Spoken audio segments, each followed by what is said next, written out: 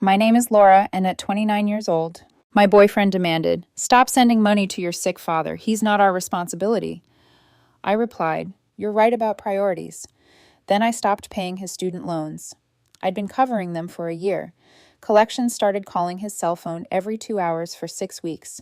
Original post. I, 31, female. Never thought I'd be writing this, but here we are.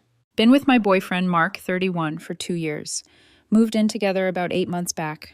Things were solid, or at least I thought they were. Then my dad got diagnosed with stage 3 lung cancer. That was 6 months ago, and it's been hell watching him go through treatment. Chemo every few weeks, radiation, all the stuff you see in movies, but worse because it's real and it's your dad. Insurance helps, but anyone who's dealt with cancer knows the bills are insane. Deductibles, co-pays, medications insurance won't cover.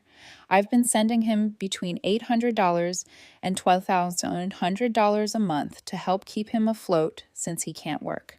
So the other night I'm transferring him money and my boyfriend walks into the room, sees my phone screen, and his whole face changes. "Seriously? Again?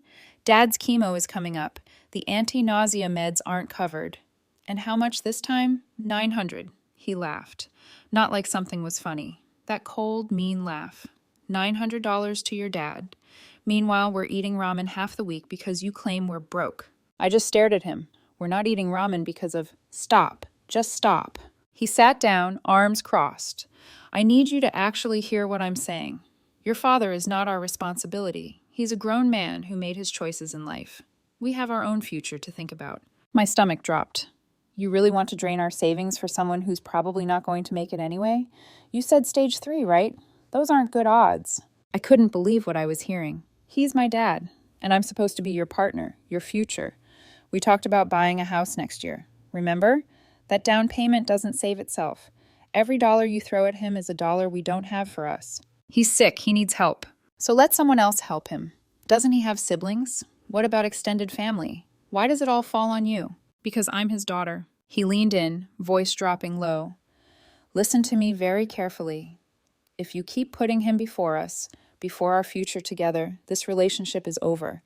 I'm done playing second fiddle to a dying man's medical bills. Choose. Something clicked in my brain. Everything went quiet and cold. You're right, I said.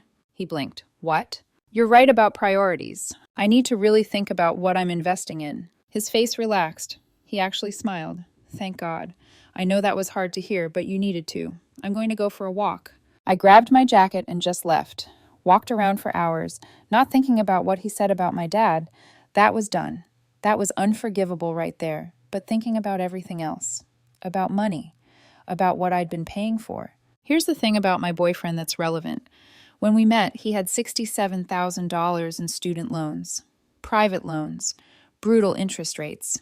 He'd been making minimum payments that barely touched the principal for years. About a year ago, maybe 13 months, he had this breakdown about the debt, crying, saying he'd never get ahead, would be paying until he was 50. I made decent money as a network admin.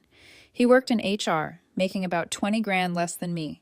I felt bad, so I offered to help, just until you get on your feet. Temporarily. We worked out this arrangement where I'd cover his monthly loan payment, $1,580, and he'd gradually pay me back once he got ahead financially. We even wrote it down, though it wasn't like a legal contract or anything, just a couple things. Except he never paid me back, not once, not a dollar. Every month, $580 from my account to his loan servicer. That's over 7 grand over 13 months. And now he's telling me my dying father isn't our responsibility. When I got home, he was watching TV like nothing happened. Already moved on. Feel better? Yeah, crystal clear, actually. Update 1. The next morning, I logged into my bank before work and canceled the automatic payment to his loan servicer.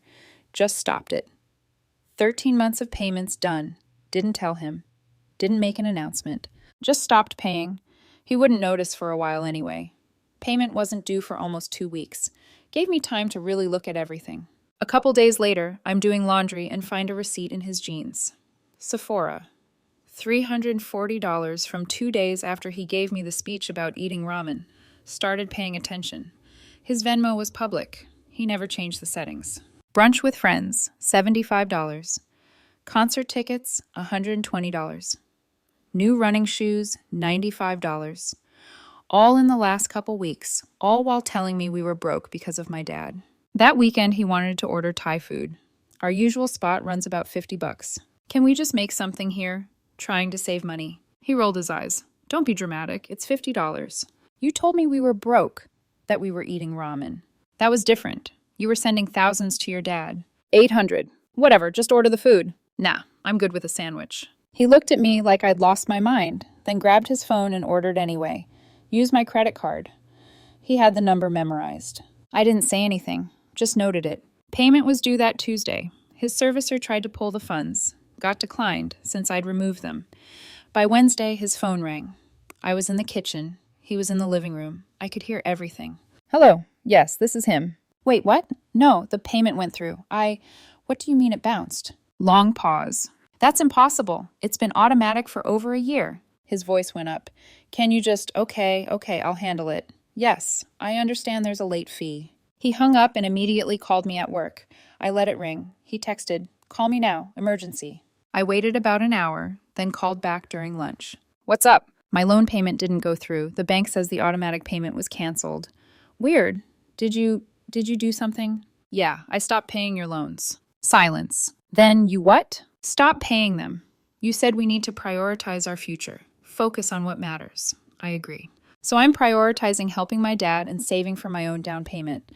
Your loans aren't my responsibility. Are you out of your mind right now? You said my dad wasn't our responsibility. Your debt isn't mine either. Seems fair. That's completely different. How? Because I'm your boyfriend. We live together. We're building a life. And he's my father who has cancer. This is insane.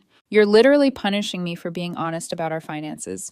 No, I'm redistributing my money based on your advice about priorities. He was breathing hard.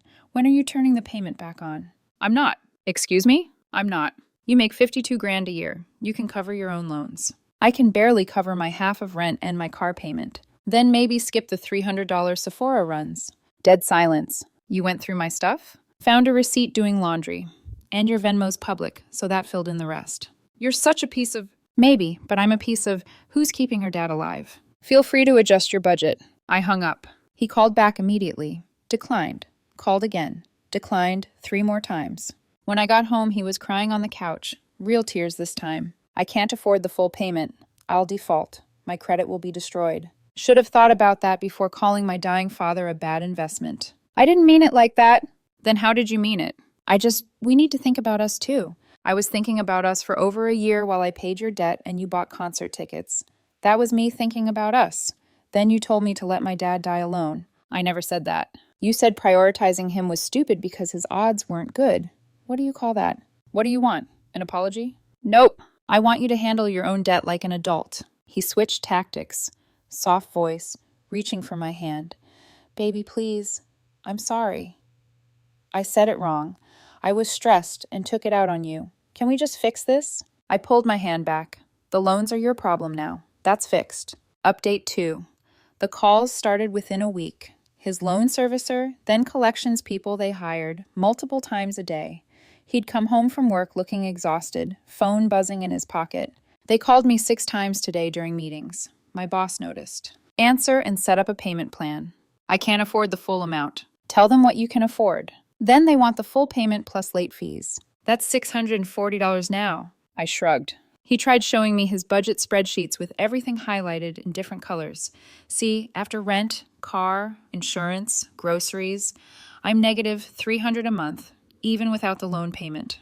I looked at it. You've got Spotify Premium, Netflix, HBO, and Hulu. That's like $50.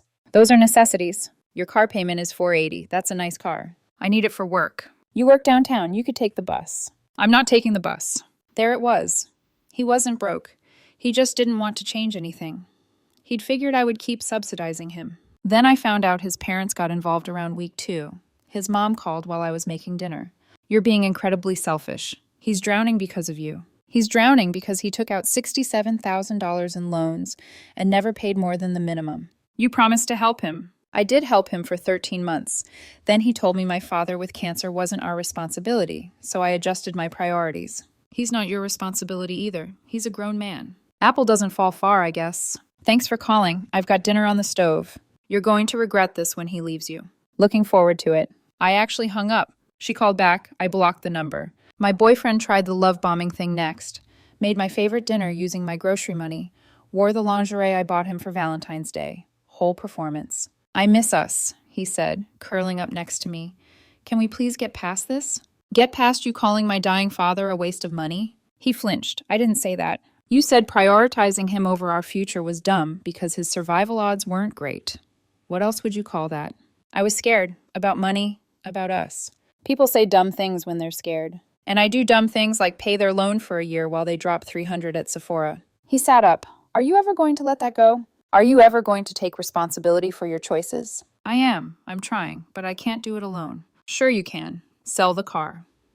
Get something cheaper. Cancel the subscriptions. Stop eating out constantly. You've got options. You just hate them. You're really going to let my credit get destroyed over this? I'm not doing anything. You're making choices. Choose better. By week 4, the collections calls were nonstop. Every couple hours, like clockwork. His phone would ring during dinner, during movies, while he was sleeping. He'd stopped answering. Just let them go to voicemail. They're threatening legal action, he told me one night. Set up a payment plan. I tried. They want proof of hardship and 3 months of bank statements. Give it to them. They'll see all my spending. Yep, they will. He threw his phone across the room. It hit the wall, screen cracking. Happy now? This is what you wanted, right? To watch me suffer? Nope. I wanted a partner who didn't tell me to abandon my father. Got someone who values makeup over family instead. I can't believe you're doing this over one conversation. One conversation where you showed me who you really are. I'm just believing you. His best friend showed up around week 5. Just appeared at the apartment. You need to fix this. No, I don't. He's falling apart. Can't sleep. Having panic attacks at work. His credit dropped 60 points. Then he should pay his loans. With what money? The money he spends on brunch and concerts. The money from selling that expensive car. The money he'd have if he lived within his actual means instead of the means I was subsidizing. You're punishing him for being honest. He was honest about who he is. I'm being honest about what I'm willing to fund.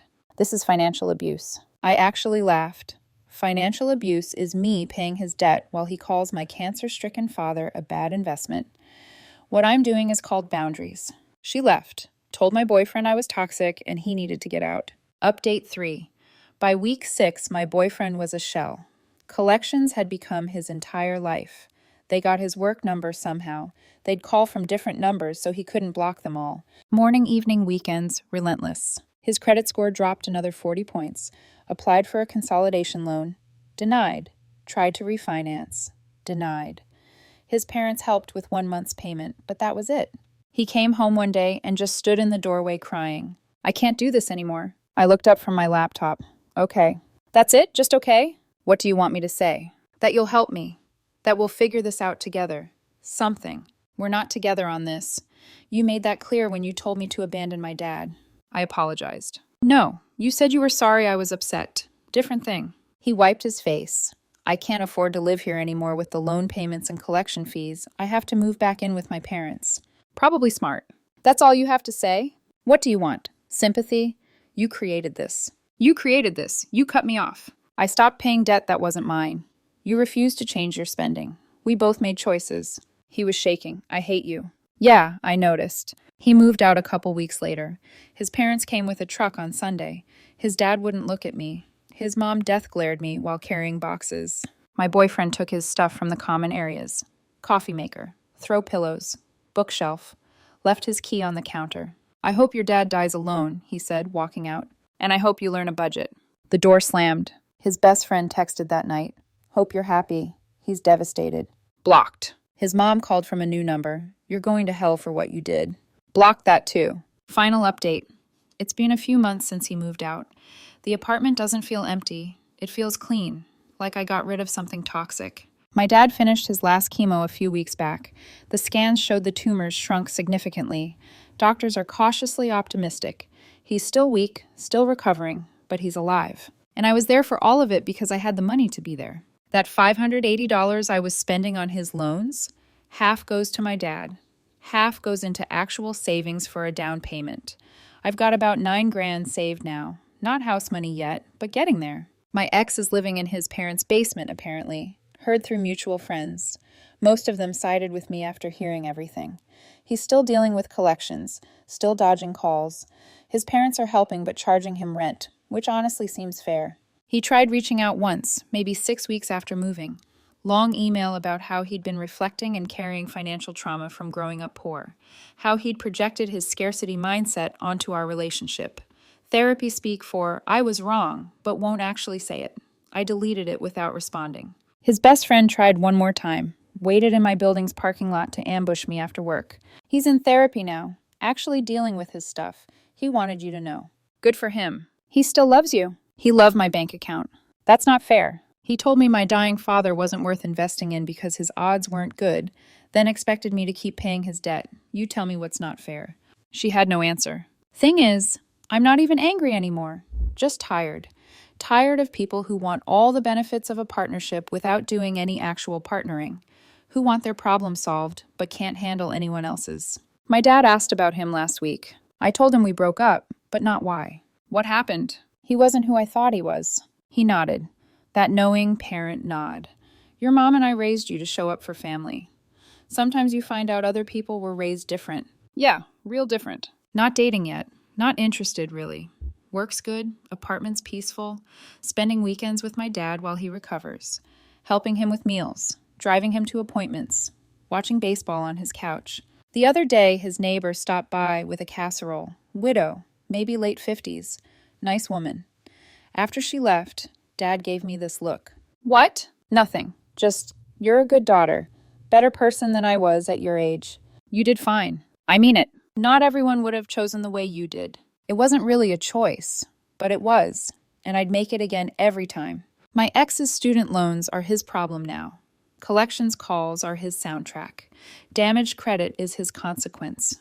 He spent a year living beyond his means on my dime while judging me for keeping my father alive through cancer. Sometimes I think about what he said about my dad probably not making it, about the odds being bad.